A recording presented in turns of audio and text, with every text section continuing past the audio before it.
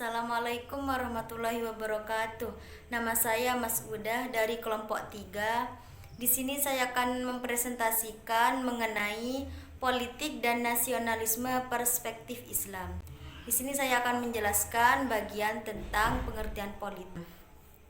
Politik adalah ilmu pemerintahan atau ilmu siasah, yaitu ilmu tata negara.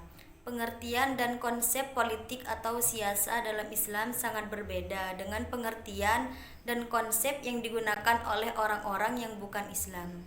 Politik dalam Islam menjuruskan kegiatan ummah kepada usaha untuk mendukung dan melaksanakan syariat Allah melalui sistem kenegaraan dan pemerintahan.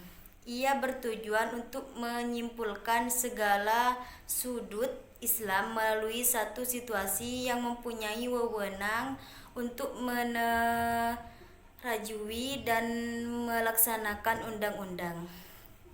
Sekian, Wassalamualaikum warahmatullahi wabarakatuh. Assalamualaikum warahmatullahi wabarakatuh. Saya Nur Kolbiatul Fitroh akan menjelaskan mengenai asas-asas politik dalam Islam. Ada 3 asas politik.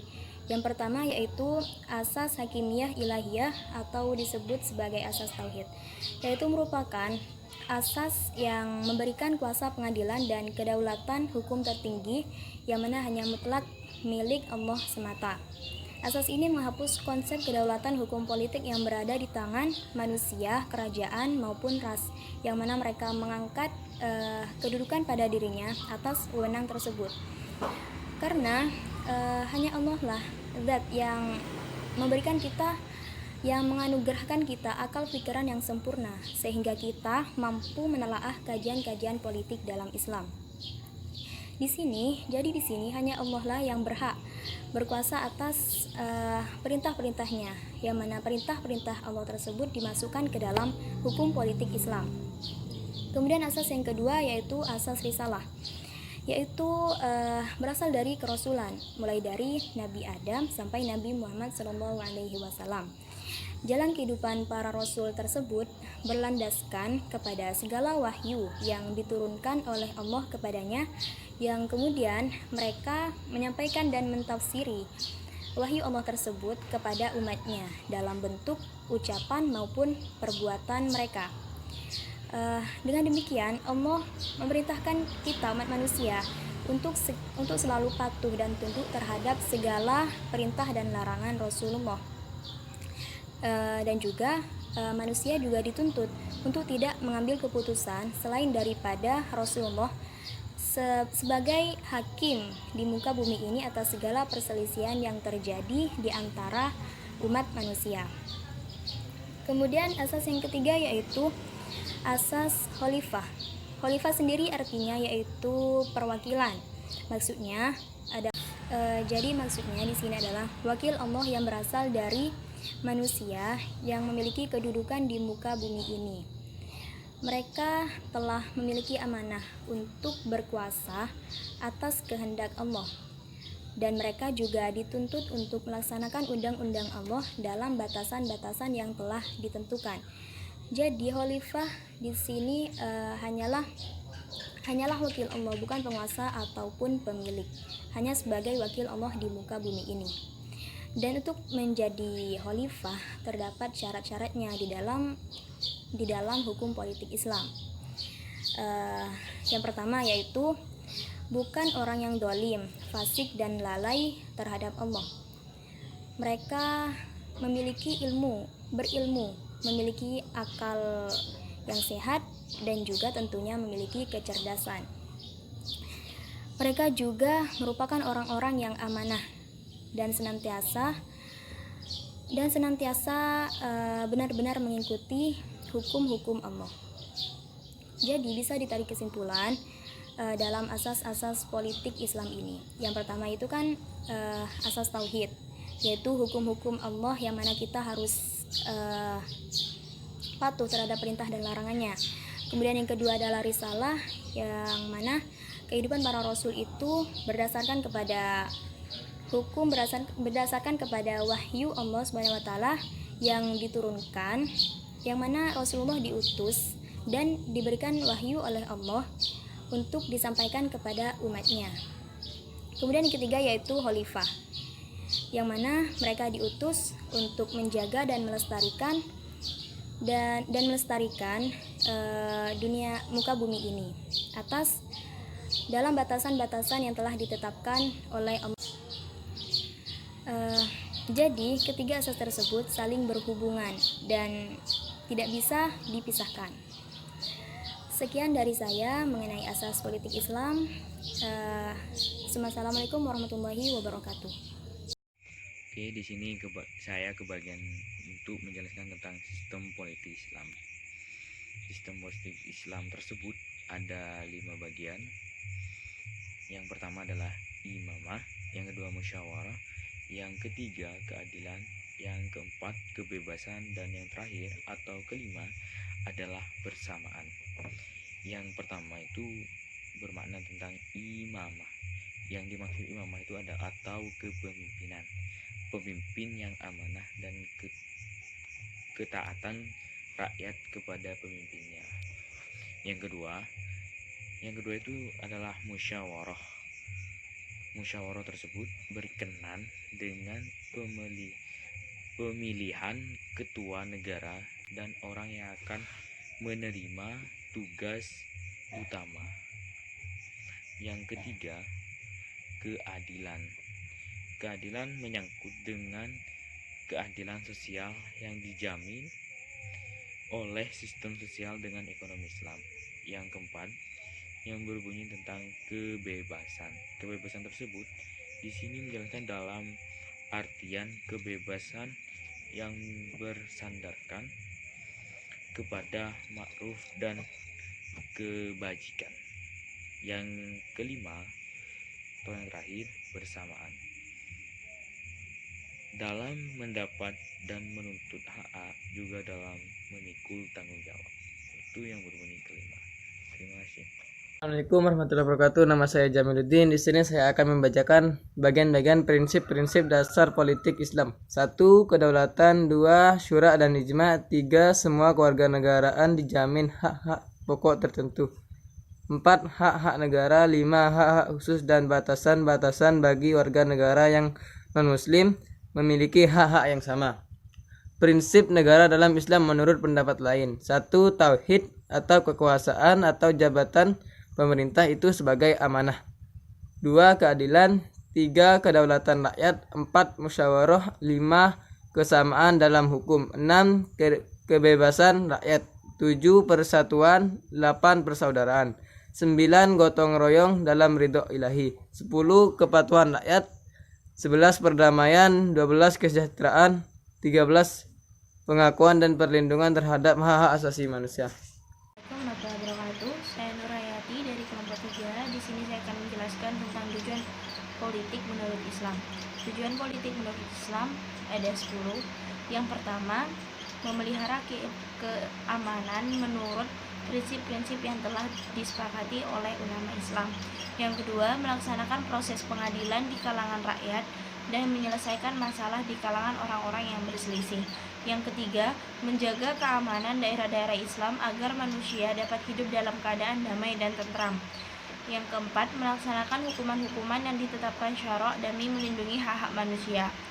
Yang kelima, melancarkan jihad terhadap golongan yang menentang Islam.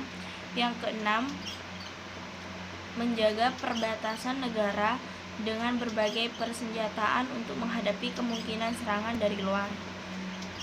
Yang ketujuh, mengendalikan urusan pengutipan cukai, zakat, dan sedekah sebagaimana yang ditentukan oleh syara. Yang kedelapan, mengatur anggaran belanja perbendaharaan negara agar tidak digunakan secara boros atau kikir. Yang kesembilan, mengangkat pegawai-pegawai yang cakap dan jujur dalam mengawal kekayaan negara. Yang ke-10, menjalankan pergaulan dan pemeriksaan yang rapi dalam segala hal demi memimpin dan melindungi negara. Yang selanjutnya akan dijelaskan oleh teman saya. Terima kasih. Wassalamualaikum warahmatullahi wabarakatuh. Assalamualaikum warahmatullahi wabarakatuh.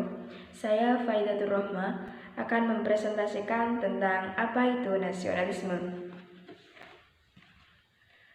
Nasionalisme merupakan suatu sikap politik atau pemahaman dari masyarakat suatu bangsa yang memiliki keselarasan budaya dan wilayah. Juga memiliki kesamaan cita-cita dan tujuan sehingga timbul rasa ingin mempertahankan negaranya, baik dari internal maupun eksternal. Sejarah nasionalisme di Indonesia. Di Indonesia mulai muncul benih-benih nasionalisme sejak abad ke-19 dan abad ke-20. Awal kebangkitan nasionalisme di Indonesia berawal dari lahirnya Budi Utomo yang didirikan oleh Wahidin Soedirohoesodo dan Sutomo. Adapun nasionalisme menurut beberapa para ahli, yaitu menurut Hans Kohn, menyatakan bahwa nasionalisme berhubungan erat dengan kesadaran bahwa masyarakat merupakan satu kesatuan yang utuh. Menurut L. Scott John, nasionalisme merupakan rasa dan sikap yang saling memiliki. Ciri-ciri nasionalisme dalam suatu bangsa, yaitu merasa memiliki dan menjaga, mementingkan kepentingan bersama daripada kelompok, adanya persatuan dan kesatuan, dan perjuangan yang dilakukan bersifat nasional. Tujuan nasionalisme. Nasionalisme berperan kuat dalam perjuangan dan mempertahankan kemerdekaan, sehingga diperlukan semangat kebangsaan dengan intensitas tinggi untuk menanggulangi itu diantaranya: 1. Menumbuhkan dan meningkatkan rasa cinta tanah air dan bangsa. 2. Membangun hubungan yang rukun dan harmonis. 3. Membangun dan mempererat tali persaudaraan. Assalamualaikum warahmatullahi wabarakatuh. Perkenalkan, nama saya Soima. Saya akan menjelaskan bagian dari nasionalisme perspektif Islam menurut para ahli. Di sini ada 3 ahli yang berpendapat tentang nasionalisme perspektif Islam. Yang pertama yaitu Stephen dan Husserl. Mereka berpendapat nasionalisme adalah yang menentukan bangsa mempunyai rasa cinta secara alami kepada tanah airnya. Itu menurut mereka. Yang kedua yaitu Stoddard. Stoddard berpendapat bahwa nasionalisme adalah keadaan jiwa dan suatu kepercayaan yang dianut oleh sejumlah besar individu sehingga mereka membentuk suatu kebangsaan nasionalisme. Dan nasionalisme adalah rasa kebersamaan segolongan sebagai suatu bangsa. Dan ahli yang terakhir yaitu Hans Kohn. Hans Kohn berpendapat bahwa nasionalisme menyatakan bahwa negara kebangsaan Indonesia adalah cita-cita dan satu-satunya bangsa atau satu-satunya bentuk sah dari organisasi politik, dan bangsa adalah sumber dari semua tenaga, kebudayaan kreatif, dan kesejahteraan ekonomi. Dan dari 3 definisi di atas dapat disimpulkan bahwa nasionalisme adalah kecintaan alamiah terhadap tanah air. Keadaan yang mendorong untuk membentuk kedaulatan dan kesepakatan untuk dijadikan sebagai pijakan pertama dan tujuan dalam menjalani kegiatan kebudayaan dan ekonomi. Jadi, itu merupakan pendapat tentang nasionalisme dalam perspektif Islam menurut para ahli. Sekian dari saya mengenai nasionalisme perspektif Islam. Assalamualaikum warahmatullahi wabarakatuh. Pandangan Islam terhadap nasionalisme. Islam dan nasionalisme adalah 2 sisi mata yang saling memberikan makna. Keduanya tidak bisa diposisikan secara dikotomi atau terpisahkan. Nasionalisme selalu meletakkan keberagaman dan pluralitas sebagai konteks utama yang darinya dapat melahirkan ikatan dasar yang menyatukan sebuah negara dan bangsa. Sebagai umat Islam, hendaknya percaya bahwa nasionalisme tidak bertentangan dengan Islam dan bahkan merupakan bagian dari Islam itu sendiri. Dalam Al-Quran, surat Al-Baqarah, ayat 126 diceritakan bahwa Nabi Ibrahim alaihissalam berdoa kepada Allah Subhanahu wa Ta'ala agar Mekah dijadikan negeri yang aman dan negeri yang diberi rezeki.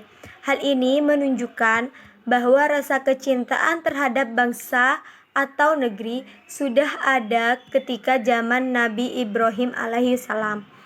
Tercermin dari doa yang dipanjatkan oleh Nabi Ibrahim, yang artinya, dan ingatlah ketika Ibrahim berdoa, "Ya Tuhanku, jadikanlah negeri ini negeri yang aman sentosa dan berikan rezeki dari buah-buahan kepada penduduknya yang beriman di antara mereka kepada Allah Subhanahu wa Ta'ala dan hari kemudian." Jadi, dari uraian di atas dapat disimpulkan bahwa nasionalisme yang dimaksud mengandung nilai tentang kecintaan terhadap tanah air, mempererat persaudaraan, bela negara untuk membebaskan diri dari kolonialisme. Nasionalisme dalam arti demikian tentu tidak bertentangan dengan ajaran Islam. Sebaliknya bahkan merupakan bagian dari Islam karena mencerminkan nilai-nilai universal. Nasionalisme yang tolak Islam adalah sikap fanatisme dan kecintaan yang berlebihan terhadap bangsa dan negara, sehingga menimbulkan banyak kemudaratan atau bahaya bagi pihak lain.